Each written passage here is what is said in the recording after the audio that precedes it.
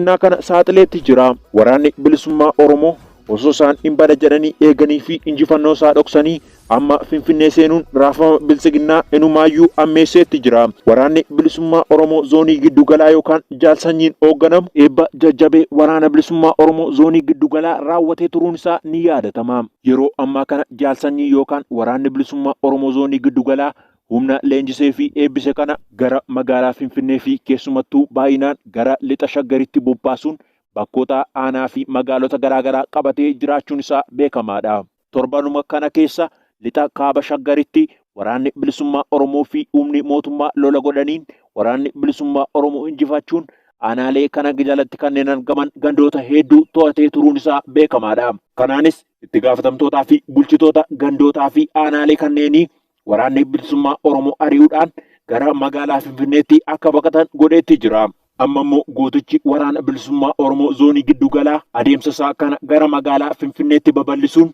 haleellaa garaagaraa humnoota shiftaa mootummaa irratti fudhachuu irratti argama. Kanaanis edda galgala sa'a 7 irratti naannoo 4 kiiloo yookaan beeta mangistii jedhamee beekamutti humna abbaa torbeetiin haleellaa boombii fudhateen eegdota yookaan waardiyoota naannoo sana turan 4 du'an yoo adabu 5 immoo miidhaa cimaa irraan geesseetti jira. Kanaan walqabatee muddamsuu amaa keessa kan jiru mootummaan bilisiginnaa Oromoota nagaa naannoo sana jiraatan hidhaa fi reebicha hamaa irraan geessisaa jiraachuun isaa beekameetti jira. Kanumaan walqabatees namoota nagaa shanee qabanne jechuun mana hidhaatti guuraa akka jiruu fi naannoo masaraa mootummaarra namni akka hin deemneef dhorka kaa'ee akka jiru beekameetti jira. Akkasumas hojjettoota mootummaa sabaan Oromoo ta'an tokko isintu shanee magaalaa Finfinnee galche jechuun hidhaaf saaxilaa akka jiran beekameetti jira. Dabalataanis tiiviilee mootummaa garaagaraa irratti waraanni bilisummaa Oromoo yookaan shanee jedhanii kan isaan waaman magaalaa Finfinnee gale of eeggadhaa jechuun uummata magaalaa Finfinnee akeekkachiisaa akka jiran argaatti jirra. Gocha waraana bilisummaa Oromoo kanaan kan rifate mootummaan bilisiginnaas ibsa sodaa of keessaa qabu arrabaaseen injifannoo waraana bilisummaa Oromoo kana dhoksee haguuguuf ture. Ta'us garuu miidiyaalee mootummaa biyyattiin of eeggannoo godhaa jechuun kan inni dabarsee iccitiiwwan kana gaddiigeetti jira. Kanaan walqabatees leellistoonni sirna nafxanyaa yookaan sirna Minilik akkamitti osoo hin jirtanii waraanni bilisummaa Oromoo yookaan shanee jechuun kan isaan waaman magaalaa Finfinnee gala jechuun dheekkamsa guddaa mootummaa irratti kaasaniitti jiru.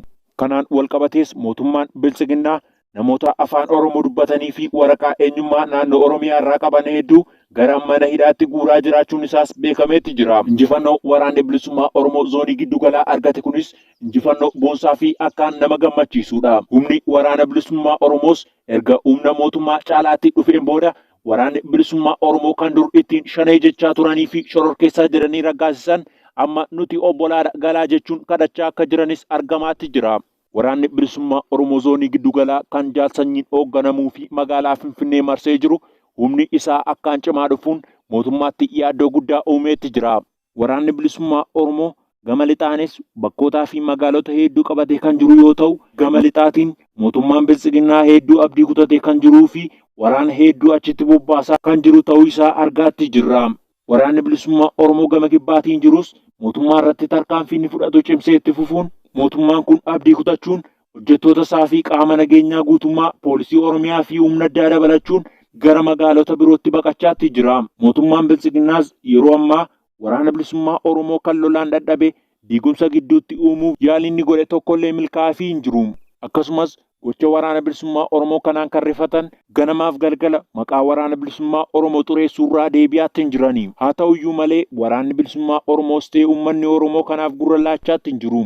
Kanumaan walqabates namoota naannolee garaagaraa irraa dirqiidhaan guuramanii gara raayyaa ittisa biyyaatti dabalamuun lola Tigraayiif qopheeffamaa turan hedduu deebisuun gara magaalaa Finfinnee qubachiisaa jiraachuun isaas dhaga'amaatti jira.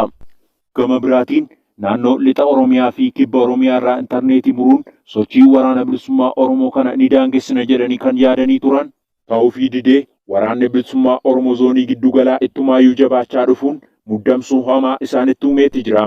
Kanaanis namoota torbanoota muraasa dura naannolee biyyattii garaagaraa irraa dirqamaan walitti guuramanii raayyaa ittisa biyyaatiif galmaa'uun leenjiilee guyyoota muraasaa fudhatan walitti qabuun waraana bilisummaa Oromootti geessuun lolchiisaa akka jirus garuu milkaa'aa akka hin jirre immoo beekamaatti jira. Waraanni bilisummaa Oromoo yeroo ammaa mooraa leenjii isaa gama lixaa, gama kibbaa fi gama giddugala Oromiyaa jiru hundaa babal'isee qeerroo fi qarree Oromiyaatiif waamicha gochaa jira. Uummanni Oromoos yeroo ammaan kana gama hundaan waraana bilisummaa Oromoo bira dhaabbatee qabsoo bilisummaa Oromoo akka saffisiisu waraanni bilisummaa Oromoo waamicha godheefii jira. Gama biraatiin lolli Tigraayitti cimuun waraanni mootummaan yeroo gabaabaa gidduutti leenjise hedduun dhumaa akka jiranii fi kasaaraa guddaan mootummaa bilisiginnaa irra gahaa jiraachuun isaas beekameetti jira. Waraanni adda bilisummaa Oromoo taatilee kutaalee Oromiyaa kutaalee garaagaraa keessatti hojjechaa jiru yeroo ammaa kana keessumaan iyyuu jaalatamummaa guddaa fudhachaa jiraachuu isaa uummanni keenya ragaa ba'aafis jira. Haa ta'u akkuma beekamu kutaalee Oromiyaa kutaalee jiddu galeessaa fi akkuma Arsii Bahaatii fi Arsii Lixaa keessatti tarkaanfii waraanni adda bilisummaa Oromoo fudhachaa jiru yeroo ammaa kana uummanni keenya gammachuu guddaan kan itti dhagamaa jiruu fi waraana adda bilisummaa Oromoo biyya keessaa fi biyya alaatii gargaarsa guddaan kan godhamaa jirus yoo ta'u, haaluma kanaan uummanni keenya kan biyyaa fi kan biyya alaa harka wal qabatanii waraana adda bilisummaa Oromoo yeroo cinaa dhaabbachuu qabnu amma jechuun tokkummaan ka'aa jiraachuu isaanii ibsani. Godina Harargee Lixaatii fi akkuma kanaan Arsii Bahaa keessatti yeroo ammaa kana waraanni adda bilisummaa Oromoo guyyaa guyyaa irraa tarkaanfii warroota bilisiginnaa kutaalee Oromiyaa keessatti keessumaanuyyuu Arsii fi Harargee keessatti uummata keenya weerarsaa jiraniif kaabinee fi kaadiree irratti tarkaanfii gurguddaa fudhachaa jiraachuu isaanii himanii jiran. Godina Arsii Bahaa aanaa Honqoloo Waabee keessatti guyyaa kaleessaa waraanni adda bilisummaa Oromoo tarkaanfii fudhachuu isaatti himame. Tarkaanfii waraanni adda bilisummaa Oromoo fudhate keessumaanuyyuu warroota kaadiree fi kaabinee ummata keenya minaan isaa hamachaa jiru irratti tarkaanfii fudhachuun yookiin ammoo isin shanee hojii walitti hidhatan qabdan jechuun namoota dhuunfaa irratti tarkaanfii fudhachuuf isaan dhaqani waraanni adda bilisummaa Oromoo erga isaan tarkaanfii namoota kanneen irratti fudhatanii keessumaanuyyuu nama lama fuudhanii karaa hidhaattiin deemaa jiran waraanni adda bilisummaa Oromoo namoota kanneen harkaa buusuun keessumaanuyyuu warroota poolisii fi kaadiree fi kaabinee isaanii irratti waraanni adda bilisummaa Oromoo tarkaanfii fudhachuu isaaniitu dhagama. Akka waraanni adda bilisummaa Oromoo Arsii keessa socho'u jedhutti keessumaanuyyuu namoota kaadiree fi kaabinee uummata keenya weerarsuu kana booda tarkaanfii barbaachisu hunda irratti fudhannaa uummata keenya cinaa dhaabbachuuf nuti qophiidha jedha abbaan torbee godina Arsii keessa socho'u. Arsii keessa socho'u keessumaanuyyuu dubbachaa jirutti namoonni ammaa kana uummata keenya kana dura weerarsaa turan qeerroo fi qarree keenya julumaadhaan naannoo Amaaraatiif lolaa naannoo Amaaraatiif ergaa turan amma booda isiniif milkaa'u jechuun waraanni adda bilisummaa Oromoo zoonii Arsii Bahaa keessa socho'u dubbatees jira. Akka waraanni adda bilisummaa Oromoo keessumaan zoonii Bahaa Arsii keessa socho'aa jirutti waraanni adda bilisummaa Oromoo kana booda uummata Oromootiif gaachan uummata Oromootiif abdiidha rakkoo uummata Oromoo tokkollee dabarsee kennuuf hin barbaadu qeerroo fi qarree keenya kana booda haa ga'u naannoo Amaaraatti deemee dhumuun kana booda hin barbaachisu jechuun keessumaanuyyuu waraanni adda bilisummaa Oromoo zoonii Bahaa keessa socho'u dubbataatis jiran. Haa ta'u uummanni keenya hawaasni kana durasi sodaa kaabiree fi kaadiree irraa kan ka'ee uummata keenya qeerroo fi qarree keenya dabarsee kennaa jiru amma booda nuti sin kenninu jechuun waraana adda bilisummaa Oromootiif qeerroo fi qarreen keenya waraana adda bilisummaa Oromoo faana hidhachuu qabda waan barbaachisu hunda guunnee fi qeerroo fi qarree keenya hin hidhachiifne jechuun uummanni Oromoo keessumaan Arsii Bahaa keessa jiran kaka'umsa guddaa fi yookiin hamilee guddaan waraana adda bilisummaa Oromoo cinaa akka dhaabbachaa jirantu himamaa jira.